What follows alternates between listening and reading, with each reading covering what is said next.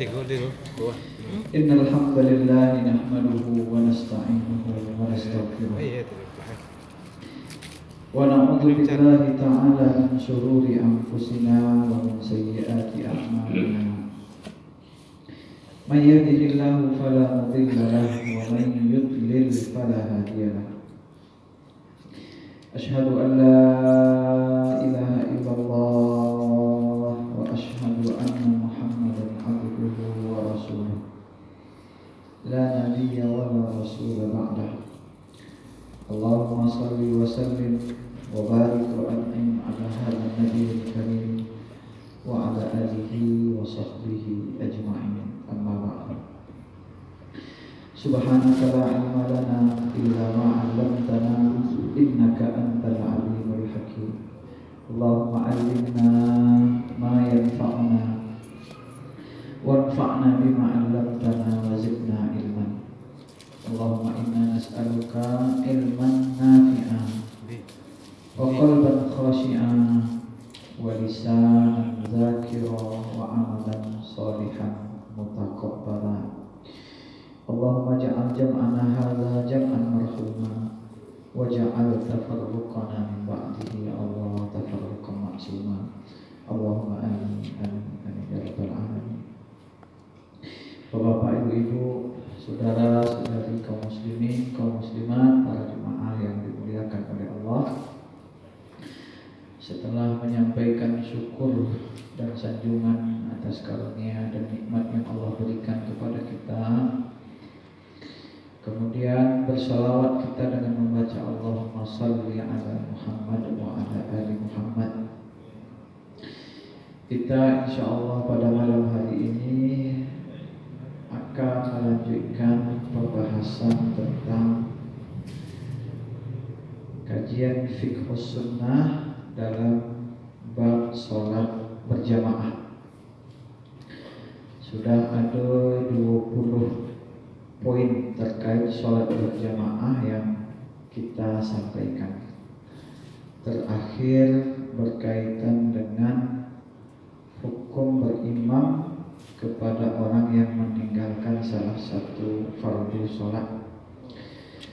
Kemudian pada malam hari ini kita akan membahas poin berikutnya yang berjudul al-istikhlaf. Al-istikhlaf ini maknanya adalah pergantian imam dalam situasi-situasi darurat.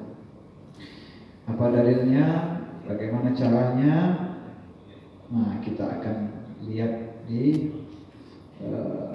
pembahasan berikut ini.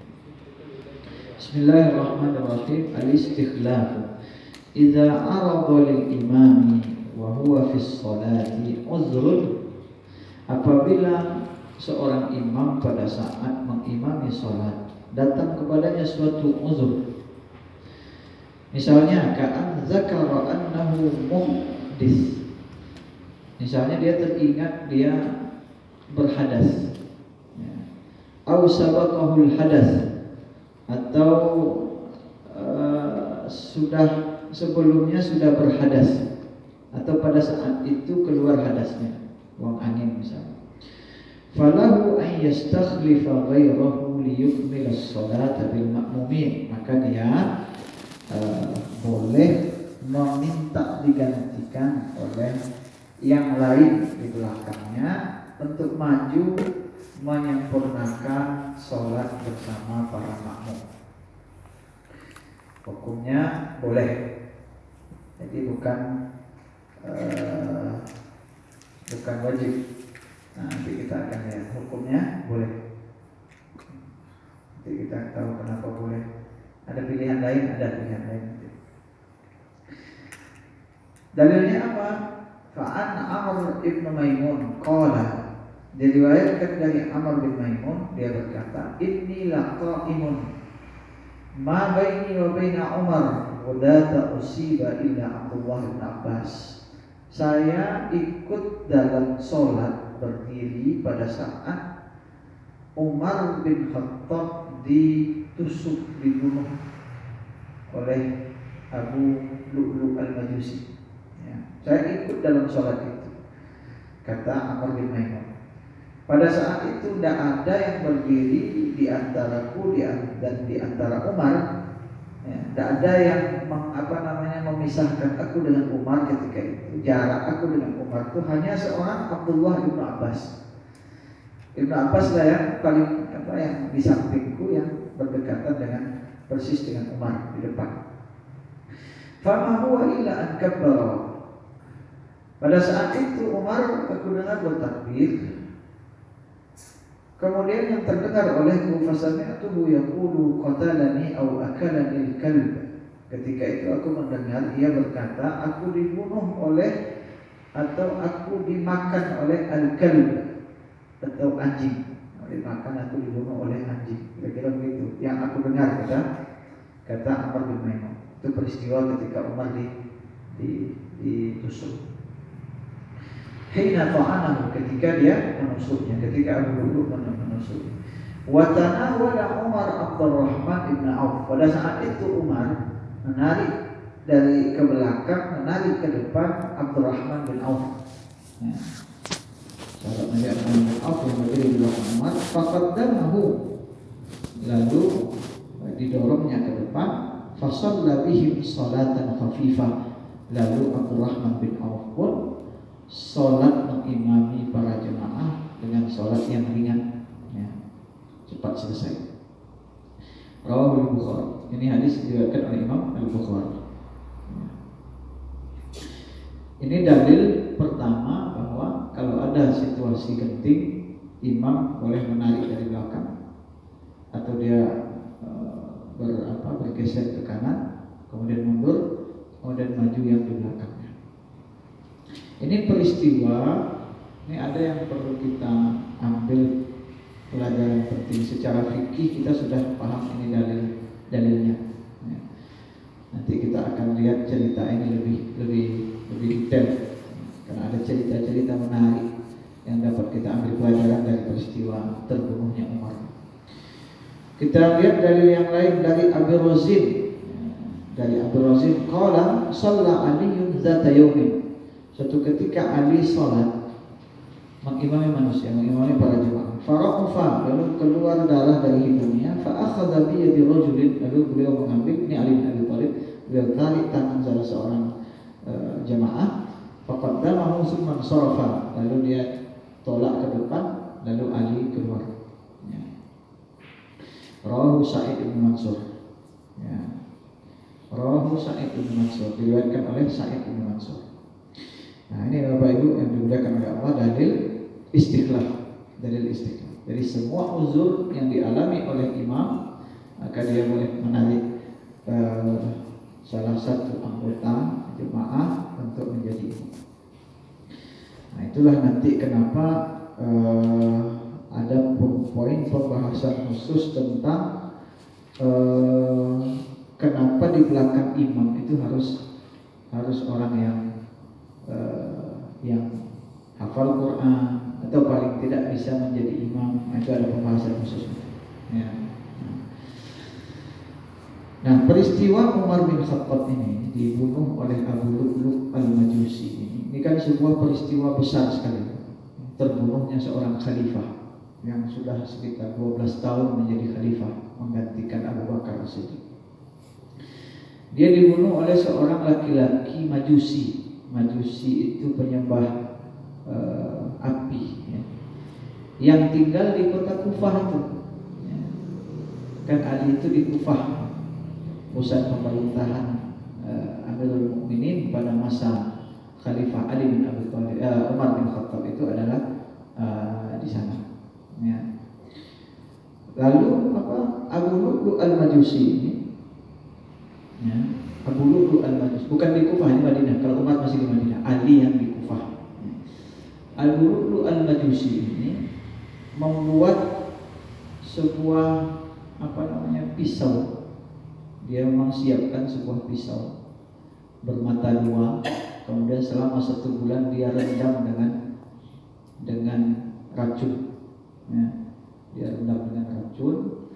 Kemudian pada saat itu dia tunggu Umar sholat subuh di masjid. yang mengimami. Dulu masjid itu kan tidak seterang ini, tidak ada lampu yang terang seperti ini. Cuman lampu-lampu kecil, ya, pelito-pelito kecil yang dibuat. Abu Lu'lu' ini bersembunyi di sebuah tempat di sudut masjid itu, ya. Bersembunyi di situ. Kemudian Umar saat itu tidak merasa ada apa-apa, langsung maju ke depan, kemudian mengimami sholat.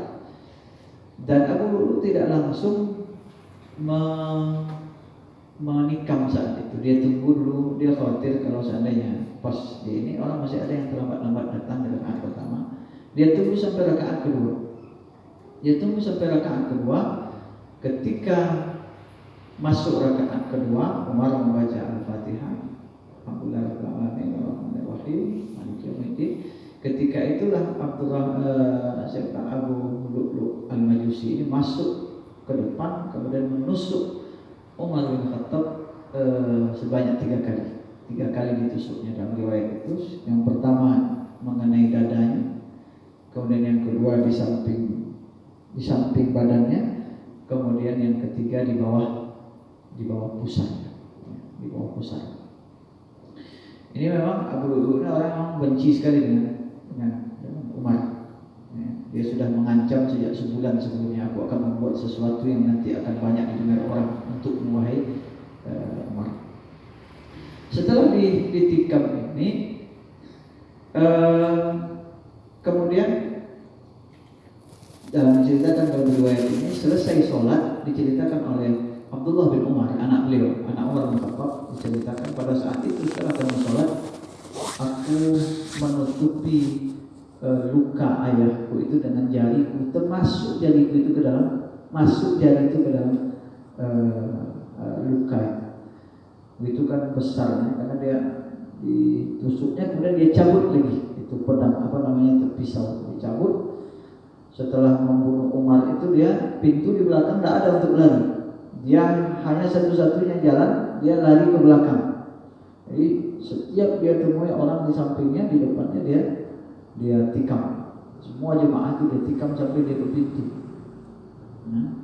Sampai dia ke pintu, diriwayatkan ada 13 orang paling tidak yang ditikamnya, 7 langsung meninggal di tempat.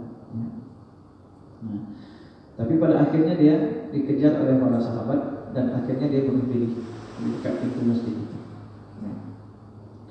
Yang menarik adalah setelah sholat, orang melaksanakan sholat, kemudian Ali tadi menyampaikan karena termasuk jariku ke dalam luka itu, lalu aku tutup dengan sorban, dengan kain, ditutup, diikat.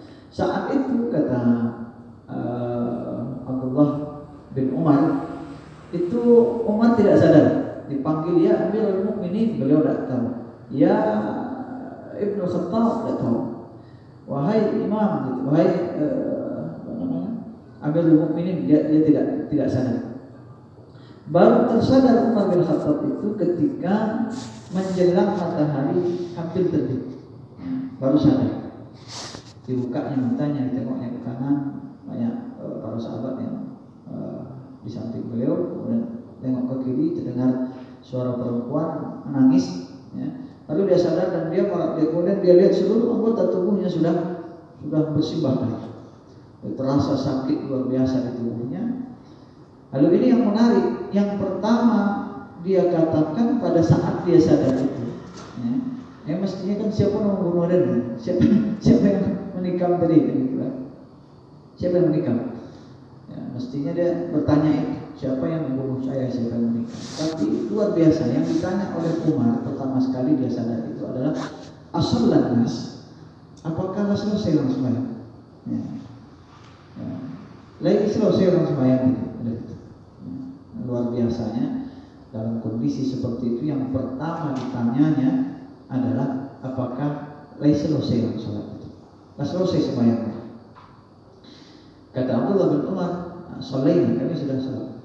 Apa kata Allah? Alhamdulillah, fala hazza fil islami liman taraka sholat. Segala puji bagi Allah, tidak ada bagian Islam bagi orang yang meninggalkan sholat, kata Umar. Lalu setelah itu dia berpaling kepada Abdullah bin Umar, kepada anaknya. Ya bunayya, a'tini al-ma, beri saya air. Kata Ali, untuk apa air, mau minum? Enggak, bukan, aku mau sholatku belum selesai. Ya. Itu yang untuk orang masih sholat aja yang tadi. Luar biasa orang yang terbiasa dengan sholat itu ya begitu. Akhir hidup itu kan menggambarkan seperti apa hakikat diri kita. Maka hati-hati sekali kita dalam hidup ini. Ada hal-hal yang kita sembunyikan dalam hidup ini, kebiasaan buruk. Ya.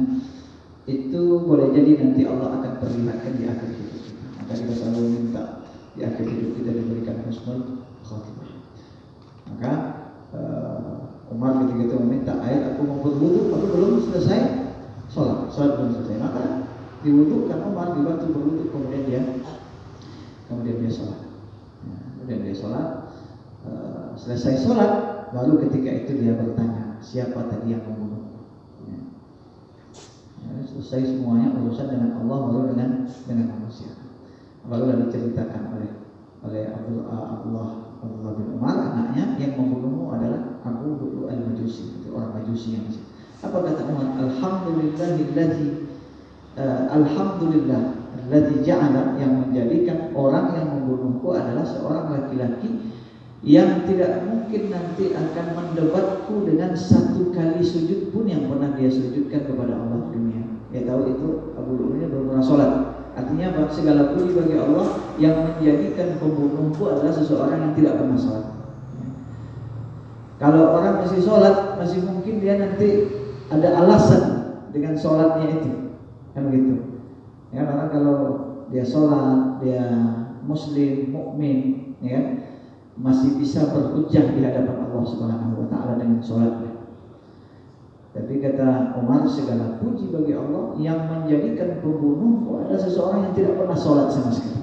Ya. Memang zalim sesungguhnya. Karena Umar tidak mau sedikit pun terkait dengan orang yang masih sholat, bertikai dengan orang yang masih sholat. Itu kehebatan para sahabat. Tidak mau ada bertikai dengan orang yang masih sholat sekali. Ya. Awak berapa banyak yang jangan dengan orang yang sholat, orang yang haji, orang yang sedekah, sesama pengajian segala macam, ingin juga bertikai, ya. Ingin juga saling mencari kesalahan, mencari peluang bagaimana menjatuhkan. Padahal nanti setiap kita akan diberikan kesempatan untuk berhujjah, meminta kisos dari kezaliman yang kita dapatkan dari orang, atau kezaliman orang yang menimpa, atau kezaliman kita kepada seseorang. Ada di akhirat itu nanti kantarah, orang sudah selesai dari menyeberang jembatan Sirat, ada kantarah, ada jembatan kecil tempat khusus di mana kita akan saling kisos. Setiap hak yang terampas akan dibayar di situ. Sesama manusia, bahkan sesama binatang. Sudah pernah kita sampaikan. Bahkan kambing yang tidak bertanduk ditanduk oleh kambing yang bertanduk, pada saat itu Allah suruh balas tandukannya ketika di dunia. Ini ku kasih tanduk sebagai peluang untuk membalas, apalagi sesama manusia. Umar sama sekali tidak ingin bertikai dengan sesama orang yang pernah sholat. Maka dia bersyukur, alhamdulillah yang menjadikan pembunuhku adalah seseorang yang tidak mungkin nanti bertikai dengan, memang benar-benar adalah musuh Allah. Artinya tidak pernah sholat sama sekali. Kemudian setelah itu Umar pun para sahabat kemudian baru berusaha mengobati Umar, tapi kemudian pada akhirnya Umar tetap meninggal karena akibat luka.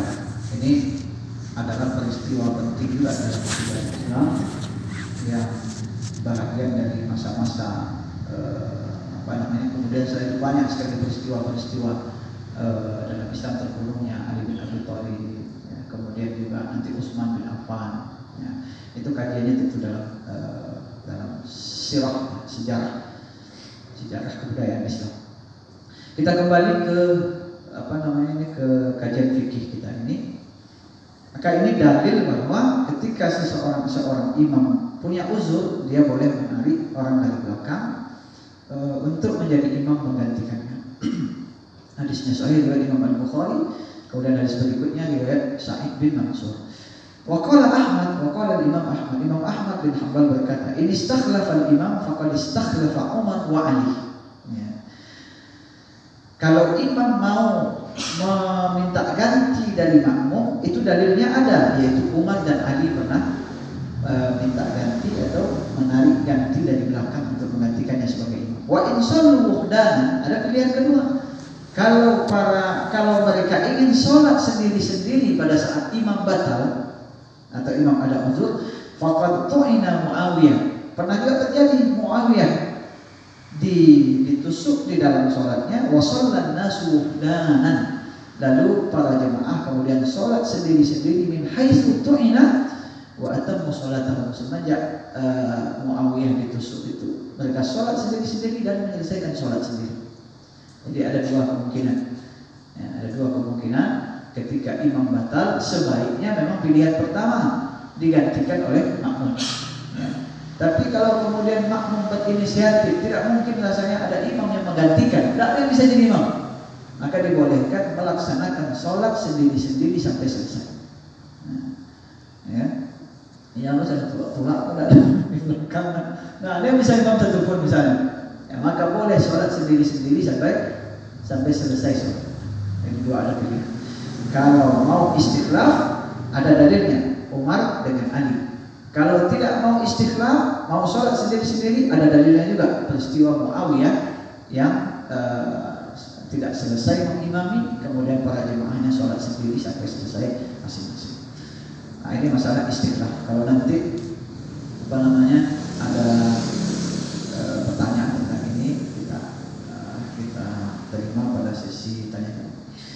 Kemudian poin berikutnya ini yang kemarin ditanyakan dan kita bacakan peristiwa poin tentang man amma qauman yakrahunahu, orang yang mengimami para makmum yang membencinya. Ya, ini sudah kita jawab kemarin, sudah kita bacakan. Makruh hukumnya orang menjadi imam tapi dia dibenci oleh para jemaah. Ya.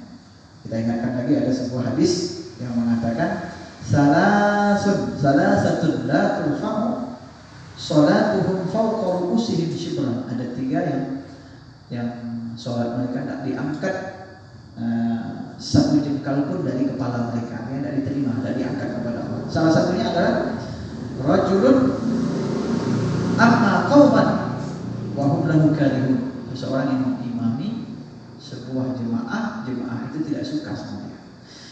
Tapi yang perlu disampaikan, ditekankan lagi adalah bahwa yang benci ini, ketidaksukaan ini adalah ketidaksukaan yang ada alasan syar'inya, ya, yang ada alasan syar'inya. Imam At-Tirmidzi rahimahullah mengatakan, wa qad kariha qaumun ay ya'ummar rajulu qauman wa hum lahu karihun. Sekelompok ulama itu memakruhkan seseorang mengimami para jemaah yang tidak suka kepadanya atau benci kepadanya. Fa idza kana al-imamu ghairu zalim, fa idza kana al-imamu ghairu zalimin, fa innamal ismu 'ala man karihahu. Kalau seandainya imam yang dibenci itu bukan zalim dia, tidak ada salahnya, cuma dia dibenci saja oleh orang yang memang sentimen kepada dia. Kalau dia tidak zalim, fa innamal ismu 'ala man karihahu. Dosanya untuk orang yang membenci. Jadi tidak bisa asal benci saja. Ya. Asal jojok nantinya. Kalau dia tidak zalim, maka dosanya kepada orang yang asal benci. Itu yang kemarin ditanyakan juga, benci seperti apa? Benci yang ada alasan syar'inya. Ya. Mungkin dia tahu dia fasik, sering melakukan hal-hal yang haram, tapi tidak tahu sama orang lain. Tapi kalau dia tidak zalim sama sekali, tidak fasik, tidak ada alasan untuk membencinya, maka dosanya kepada orang yang membenci. Ya. Baik, sekarang mauqiful imam wal ma'mum, posisi imam dan makmum. Pertama, istihbabu wuqufil wahid an yaminil imam wa itsnain fasa'idan khalfahu.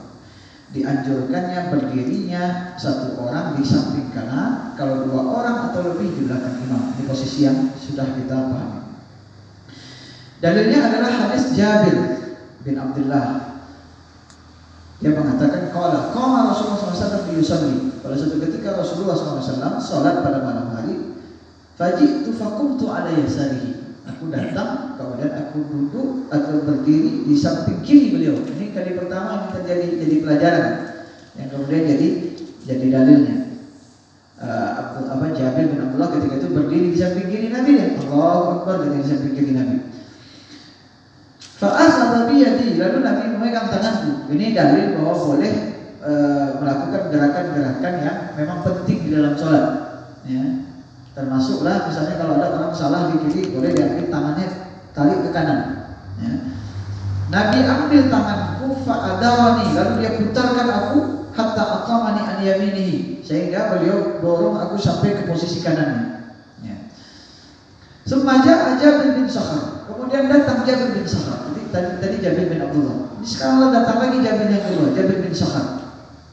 Kebetulan pula ada dua Jabir ketika itu datang. Faqama an yasar Rasulullah. Dia pun berdiri di samping kiri Nabi. Fa akhadha bi aydina jami'an fadafa'na. Lalu Nabi mengambil kedua tangan kami, beliau menolak ke belakang. Fa hatta aqamana khalfahu. Lalu menempatkan kami di belakang beliau. Nah, jadi kalau sudah berdua, Nabi ambil tangannya kemudian dorong ke belakang. Itu boleh, gerakan seperti itu boleh, bahkan harus. Ya, yang salah-salah itu boleh kita bergerak untuk memperbaikinya, asal jangan terlalu banyak gerak. Ya. Termasuk ketika ada shaf yang tidak lurus, sebenarnya dibolehkan, bahkan dianjurkan. Ada orang shafnya tidak lurus ke belakang, boleh kita bantu ke depan dalam sholat, dan itu tidak membatalkan sholat. Ya. Daripada dibiarkan shaf itu bengkok, kita kadang perhatian kita kepada shaf ini kurang. Kadang bengkok, kadang jauh. Padahal yang disuruh oleh Nabi nanti ada bab khusus untuk merapatkan dan meluruskan shaf. Kalau kita dulu ketika di masjid itu biasa aja. Kalau lagi sholat itu,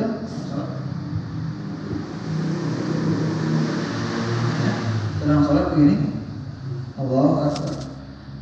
Kita jauh, tahiyat. Ini rapet kan, atau kemukul sini, tokohnya belakang. Kalau di situ kan gangguan awak, aku hapus bayang. Melokok-lokok orang. Tapi itu dibolehkan, itu masih termasuk ke dalam gerakan-gerakan di dalam sholat yang diizinkan. Bahkan termasuk hal yang harus dilakukan, meluruskan sesuatu yang tidak lurus. Termasuklah gerakan Nabi tadi itu sebagai dalilnya. Ya, Nabi tarik tangan sampai berputar ke sini, Jabir bin Abdullah. Kemudian Nabi ambil kedua tangan mereka, lalu Nabi taruh di belakang Jabir bin Abdullah dan Jabir bin Sakhar. Ya. Karena kita ini kan terlalu kalau asal bergerak batal ya sholat. Termasuk menghalangi orang ketika lewat di depan kita. Ya. Itu boleh, bahkan harus, supaya orang tahu kita sedang sholat. Kita sedang berdiri, lalu orang depan kita boleh begini. Yang dibiarkan saja, karena lewat di depan orang sholat itu besar dosanya. Ya. Kalau seandainya tahulah apa dosa orang lewat di depan orang sholat itu, kata Nabi, sungguh selama 40, ada yang mengatakan 40 tahun berhenti menunggu orang sedang sholat itu lebih baik bagi dia daripada lewat di depan orang sholat. Yang kadang orang tak tahu kita sholat, ya, setelah tidak ada di depan kita yang ini, batas, maka kita boleh. Ya. Nah, ini dalilnya diantaranya adalah gerakan Nabi.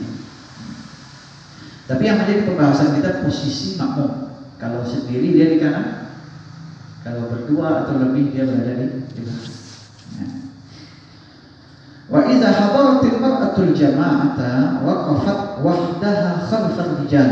Kalau datang perempuan setelah itu dalam sholat berjamaah, dia berdiri di belakang, sendirian di belakang saf laki-laki. Ya. Jangan pula nggak mau main laki-laki. Sendiri di belakang. Walaupun sendiri, ya, sendiri di belakang. Ya. Qala Anas, ini dari Anas bin Malik, "Sholaitu ana wa yatimun fi baitina." Ini sholat kata Anas bin Malik, dengan seorang anak yatim di rumah kami. Ya. Khalafan Nabi sallallahu alaihi wasallam. Ya, Anas ini pembantu Nabi. Ya. Ibunya namanya Ummu Sulaim. Ummu Sulaim. Nabi datang ke rumah Ummu Sulaim ini, ke rumah Anas ini. Lalu Nabi sholat mengimami mereka. Jadi yang ketiga itu yang ada adalah Rasulullah menjadi imam. Kemudian Anas dengan seorang anak yatim laki-laki dan ibunya Ummu Sulaim. Ya. Apa kata Anas? Saya dengan anak yatim itu di belakang Nabi, kemudian ibuku Ummu Sulaim di belakang kami.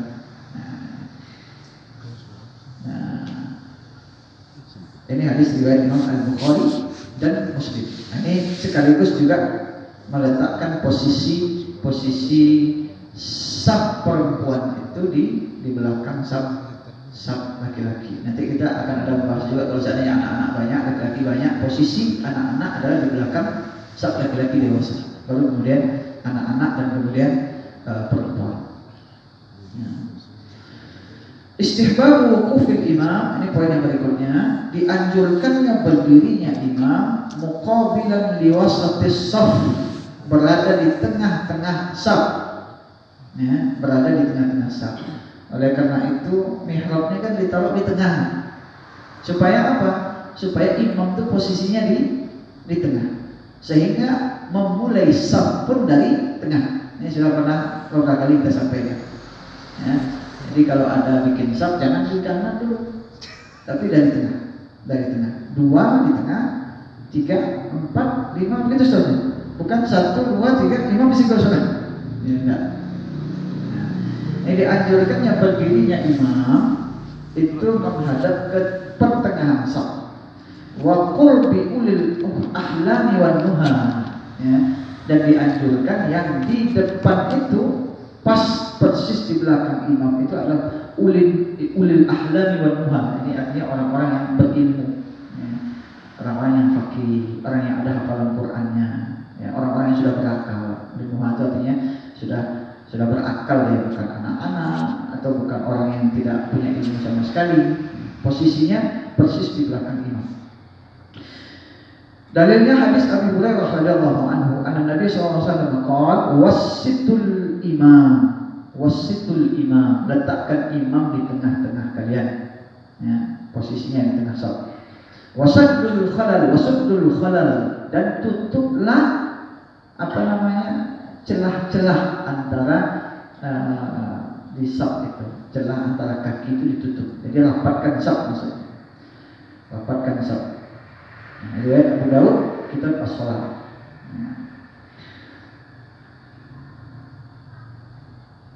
Dan diriwayatkan dari Ibnu Mas'ud, Abdullah